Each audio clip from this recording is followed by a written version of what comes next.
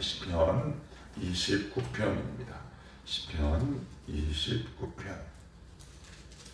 우리 1절에서부터 11절까지 한 목소리로 읽읍시다. 너희 권능 있는 자들아, 영광과 능력을 여호와께 돌리고 돌릴지어다. 여호와께 그의 이름에 합당한 영광을 돌리며 거룩한 옷을 입고 여호와께 예배할지어다. 여호와의 소리가 물 위에 있도다.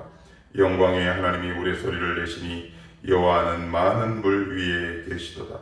여호와의 소리가 힘 있으며 여호와의 소리가 위엄차도다. 여호와의 소리가 백향목을 꺾으시며 여호와께서 레바논 백향목을 꺾어 부수시도다. 그 나무를 송아지 같이 뛰게 하시며 레바논과 시련으로 들송아지 같이 뛰게 하시도다. 여호와의 소리가 화염을 가르시도다. 여호와의 소리가 광야를 진동하시며 여호와께서 가데스 광야를 진동시키시도다. 여호와의 소리가 암사슴을 낙태하게 하시고 삼림을 말갛게 벗기시니 그의 성전에서 그의 모든 것들이 말하기를 영광이라 하도다. 여호와께서 홍수 때에 좌정하셨으며 여호와께서 영원하도록 왕으로 좌정하시도다. 여호와께서 자기 백성에게 힘을 주시며 여호와께서 자기 백성에게 평강의 복을 주시리로다. 아멘. 어제는 다윗이 하나님이 귀를 꽉 막는 듯한 어떤 답답함을 호소하는 내용이었습니다. 그런데 오늘은 분위기가 완전히 전환이 됩니다. 오늘 시편 29편에서 반복되는 단어가 있지요. 그것은 바로 3절에서 등장하는 여호와의 소리라는 말입니다. 3절 앞부분에 보시면 여호와의 소리 있고요. 3절 뒷부분에 여호와는 많은 물, 역시 4절에도 소리라는 말이 있고요. 그 다음에 5절에도 여호와의 소리, 7절에도 여호와의 소리, 8절에도 여호와의 소리, 9절도 여호와의 소리, 이렇게 계속 반복됩니다. 이 11절밖에 되지 않는 이 짧은 구절 가운데 여호와의 소리라는 말이 이제 총 7번이 등장합니다. 이게 뭔데 이렇게 다윗은 여호와의 소리라고 이야기하면서 이렇게 많이 반복할까요? 이 소리라는 말은 히브리어로 콜이라는 말인데 그냥 아무 의미 없는 의태어, 의성어를 말하는 게 아니라 구체적인 말씀을 얘기합니다. 그러니까 하나님이 말씀하시는 그 구체적인 내용을 소리에 비유해서 지금 다윗은 찬양을 하고 있는 거예요. 그러니까 어제 내용과 이어서 보면 이제 하나님 입장에서 오늘 29편을 보면 이렇게 해석이 가능한 거죠. 너 내 음성이 들리지 않는다고? 내 말씀이 이렇게 사방팔방 있는데? 라고 말씀하고 있는 겁니다. 사실 하나님의 소리는 너무 크거나 너무 작죠. 그래서 안 들린다라는 이야기는 아마 여러분들 한두 번쯤 들어보셨을 겁니다. 때로는 하나님이 우리에게 말씀하시지 않는 것처럼 느껴지는데 그 단계를 벗어나고 우리가 찬찬히 나의 삶을 이렇게 비추어 보면 하나님의 음성과 하나님의 말씀은 천지에 녹아져 내려 있지요. 그러니까 그것을 깨달은 다윗이 이제 1절에 이렇게 이야기합니다. 내가 눈을 뜨고 보니 하나님의 말씀, 구체적으로 나에게 하시는 말씀이 온 세상에 많구나. 그렇다면 내가 해야 할 것은 무언가? 1절에 이렇게 얘기합니다. 너희 권능 있는 자들아, 영광과 능력을 여호와께 돌리고 돌릴지어다. 우리를 향해 권능 있는 자들이다 라고 얘기해요. 왜요? 여호와의 소리, 하나님의 말씀을 들은 자이기 때문에 그래요. 히브리 원어를 보면 권능 있는 자라는 표현은 원래 의미는 신들의 아들이다 라는 표현입니다. 그러니까 하나님의 음성을 들었으니 신의 대리인의 자격을 갖추고 있는 거죠. 저와 여러분들은 신의 대리인의 자격을 갖고 있는 사람이에요. 그것을 오늘 다윗은 뭐라고 얘기하느냐? 권능 있는 자들이다. 기죽지 마라. 힘을 내야 할 이유가 바로 여기에 있다. 이렇게 얘기하면서 2절에는 이어서 이렇게 계속 노래합니다. 여호와께 그의 이름에 합당한 영광을 돌리며 거룩한 옷을 입고 여호와께 예배할지어다. 합당한 영광을 돌리고 거룩한 옷을 입고 여호와께 예배하는 예배자의 삶을 살아라. 하나님의 음성이 들리지 않는 것 같고 그래서 불평등하고 원망도 생기고 하나님이 안 계신가라는 의심과 의혹이 있지만 그러지 말고 하나님 앞에 다시 한번 바른 정자세를 갖고 하나님 앞에 예배할 수밖에 없다. 왜? 여호와의 말씀, 여호와의 소리는 온 땅에, 온 천지에 충만히 들리기 때문에 그러는데, 자, 그러면 여호와의 소리, 하나님의 말씀, 그럼 구체적으로 어느 곳에 어떻게 역사하고 있는가? 3절에 보시면 여호와의 소리가 물 위에 있도다 그래요. 물, 우리가 요한계시록 살펴보면서 이 물이라는 단어에 대해서 좀 살펴봤어요. 고대에서는 물은 여러 위험을 상징하기도 하지만 위험 요소도 상징을 합니다. 어떤 장관을 표현하기도 하지만 위험, 그리고 안전하지 않은 것, 그것을 이렇게 물이라는 단어를 사용해요. 그러니까 무슨 말씀이에요?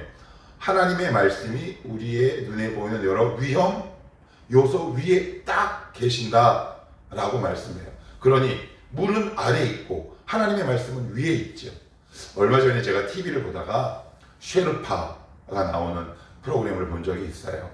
한 연예인이 네팔 카트만두를 방문해서 그 고지대에 한 산을 정해놓고 올라가는데, 올라가기 위해서는 짐을 실어야 되는데 20세가 채 되지 않은 그 어린 아이들이 짐을 싣고 올라가는데, 여러분 아마 많이 보셨을 거예요. 짐을 어떻게 실냐면 어깨에다 매지 않고 이마에다 이렇게 딱 고정하고 이렇게 끈을 이마에다 대고 올라가더라고요. 그러니까 이마에 대고 올라가니까 그 주인공도 한번 그렇게 해서 올라가요. 그러면서 중간쯤 와서 이런 이야기를 하는 게 참 제가 기억에 남더라고요. 그 주인공 이야기예요. 야, 이거 짐을 내가 이렇게 이마에 딱 이렇게 고정해서 올라가다 보니까 이 좋은 하늘을 못 보는구나. 왜요? 너무 무거우니까 고개를 숙일 수밖에 없고 그 장관을 보지 못하고 땅만 보고 올라가는 거예요. 그런데 우리 주님은 뭐라고 말씀하시느냐? 너 왜 그 무거운 짐, 죄의 짐을 안고 땅 보고 가냐? 그거 벗어버려라. 그거 내가 진다. 그래서 찬송가에도 이런 게 있잖아요. 죄의 짐을 지고서 고나거든. 그죠? 하나님은 우리의 짐을 대신 지시는 하나님. 시편에도 나와 있다는 말이죠. 그래서 내가 지금 땅을 보고 가고 있느냐, 물을 보고 가고 있느냐, 아래를 보고 가고 있느냐. 그 물 위에 있는 하나님의 충만한 말씀이 있는데 왜 너는 굳이 그렇게 힘든 길로 가느냐, 힘들게 살아가느냐라고 말씀하고 있는 거죠. 지금 우리를 땅으로, 우리의 시선을 아래로 향하게 하는 위험 요소, 속상하게 하는 어떤 사건이나 상황들이 있으십니까? 그러면 그 이마에 댄 그 짐을 벗어버리는 거죠. 왜요? 말씀을 다시 한번 보는 거예요. 그런데 참 희한하죠. 말씀이 들리지 않으면 고개가 자꾸 땅으로 내려갑니다.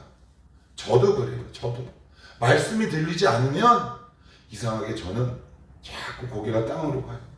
요즘 제 아내에게 제가 자주 듣는 말이 있어요. 여보, 어깨, 고개. 그러면서 저에게 그래요. 여보, 할아버지 같아. 고개가 자꾸 땅으로 떨어져. 예, 우리의 본능은 중력 때문에 모든 시선과 방향이 아래로 향하게 되어 있지요. 우리의 죄의 본능도 역시 마찬가지예요. 자꾸 땅을 보고 살고 싶어요. 그리고 위험 요소만 보고 살고 싶고요. 우리의 마음이 그렇더라고요. 그런데 우리 눈을 들어 하늘을 보는 거죠. 물 위에 계신 하나님의 말씀이 내 귀에 지금 들리고 있는가? 그 음성만 들리고 있다면 내가 지금 물 위를 걷는다 하더라도 위험한 요소가 다 제거되는 것이다. 그러니까 지금 다윗을 그것을 깨닫고 노래하고 있어요. 자, 그리고 4절에 이렇게 얘기하죠. 여호와의 소리가 힘 있으며 여호와의 소리가 위엄차도다. 5절 여호와의 소리가 백향목을 꺾으시며 여호와께서 레바논 백향목을 꺾어 부수시도다. 여기 보시면 백향목, 그리고 또 뒤에 레바논 백향목 그래요. 이 백향목이 뭐냐면 그 당시 가장 비싼 건축 자재라는 말이에요. 이것은 무엇을 해요? 건물을 짓는 거죠. 보기에 그럴싸하고 그리고 보기에 튼튼해 보이고 이 모든 것들을 하나님의 말씀이 다 허문다라는 얘기예요. 근데 우리가 부러워하는 건 뭐예요? 하나님 이 백향목 주십시오라고 하는 거잖아요. 그런데 우리가 기도해야 할 것은 이렇게 기도해야 맞는 거죠. 하나님, 레바논 백향목 하나님이 꺾으시는 거니 그보다 더 센 말씀을 주시옵소서. 여기에 우리 인생의 비결이 있다 싶습니다. 하나님, 저 백향목을 이길 수 있는, 여러분 백향목이 제가 장신대 신대원 시절에 한번 본 적이 있어요. 누가 이렇게 조그만 샘플링을 해서 갖고 왔더라고요. 그 히브리에서 유학을 다녀오시는 교수님이. 근데 뭐 저희는 뭐 전문가가 아니니까 잘 모르겠어요. 근데 지금도 그렇게 귀하다고 합니다. 근데 우리가 기도하는 건 백향목에 관심이 있죠. 하나님, 백향목, 레바논 백향목. 그런데 그것을 이기고도 남음이 있는 여호와의 소리가 그 위에 있다. 이 소리가 뭐다? 콜이다. 하나님의 말씀이다. 하나님의 음성이다. 너희가 나에게 구해야 할 것 백향목이 아니라 하나님의 말씀을 나에게 구해야 하는 것이 먼저다. 그것을 구하지 말라가 아니라 나는 지금 무엇을 먼저 구하고 있는가. 그러니까 이것을 깨달은 다윗이 이렇게 노래할 수밖에 없죠. 하나님의 말씀이 레바논 백향목을 꺾으시는 거예요. 파손하시고 회파하시고 없애신다라고 오늘 다윗은 이렇게 노래를 합니다. 자, 그리고 6절에도 이렇게 얘기합니다. 그 나무를 송아지 같이 뛰게 하시며 레바논과 시련으로 들송아지 같이 뛰게 하시도다. 그 나무를 없애요. 살아있는 나무를 없애버린 다음에 그것을 다시 힘있게도 할 수 있는 것이 바로 여호와의 소리, 콜, 곧 하나님의 말씀이니 너희가 정말 나에게 구해야 할 것이 무엇이겠느냐? 내가 정말 없는 것. 여러분, 우리에게 정말 없는 게 뭘까요? 없는 거 얼마나 많아요. 많지요. 많아요. 참 많이 있습니다. 그런데 말씀이 없으니까 왜 이렇게 없는 게 자꾸 눈에 보이는지 모르겠어요. 음성이 들리지 않으니까 부족한 것만 자꾸 보이게 마련이에요. 하나님의 말씀이 내 영혼을 치지 못하니까 왜 이렇게 누군가의 단점이 보이고 생활의 결핍이 보이고 누군가의 여백만 보이고 타인의 단점만 보이는지 모르겠어요. 왜 그럴까요? 내 눈이 땅을 향해 있기 때문에 그래요. 다시 한번 우리 하나님 앞에 이렇게 외쳐봅시다. 하나님, 여호와의 소리 콜을 들려주시옵소서. 말씀이 들리게 하시옵소서. 우리가 그냥 눈으로 문자적으로 읽는 거 말고 그 상황과 그 환경에 맞게 각 개인에게 주시는 그 레마의 말씀, 나에게 적용될 수 있는 말씀을 하나님 나에게 허락하여 주시옵소서. 그 나무를 송아지같이 뛰게 하신대. 나무가 어떻게 송아지같이 뛰게 하신답니까? 그만큼 말씀의 능력을 의미하는 거겠죠. 7절에도 이렇게 얘기합니다. 여호와의 소리가 화염을 가르시도다. 8절, 여호와의 소리가 광야를 진동하시며 여호와께서 가데스 광야를 진동시키시도다. 그래요. 광야예요. 광야는 아무것도 없는 거잖아요. 아무것도 없어요. 그리고 가데스 광야는 뭐예요? 이스라엘 백성이 정탐꾼 보낸 곳이 가데스 바네아란 말이에요. 거기서도 하나님의 그 소리, 여호와의 소리가 있었다. 그런데 열대 정탐꾼은 그것을 봐요, 못 봐요? 못 보죠. 왜요? 땅을 봤기 때문에 하나님의 음성이 들리지 않아요. 여러분, 땅 보고 살면 죽습니다. 제 아내가 저에게 하는 그 말만큼 성도의 고개는 이 신앙의 중력, 이 중력이라는 본능을 거슬러야 합니다. 고개를 드시고 하나님이 나에게 뭐라고 말씀하시는지 그 음성에 우리의 눈과 귀를 쫑긋 세우고 한번 들어보십시오. 우리에게 가데스 같은 사건이 있죠. 야, 너 저기 가! 이랬는데 하나님 나 못 가요. 너 이거 해! 라고 하시는데 하나님 안 가요. 왜요? 땅을 보고 있기 때문에 그래요. 땅만 보면 위험 요소가 눈에 보입니다. 못할 이유가 너무 많습니다. 그러나 다시 한번 용기를 내셔서 하나님이 나에게 뭐라고 말씀하시는지 하나님 들을 수 있도록 하나님 도와주셔서 다시 한번 땅이 아니라 하늘에서 들려오는 콜, 하나님의 말씀과 소리를 듣게 하옵소서. 9절에도 여호와의 소리가 암사슴을 낙태하게 하시고 삼림은 말갛게 벗기시니 그의 성전에서 그의 모든 것들이 말하기를 영광이라 하도다. 그래요. 하나님의 말씀으로 가능하지 않은 것이 없다라고 말씀해요. 결국 신앙이 좋은 사람들은 뭐냐? 날마다 나에게 주시는 하나님의 말씀을 듣기 위해 오늘도 애타게 몸부림치는 사람들이죠.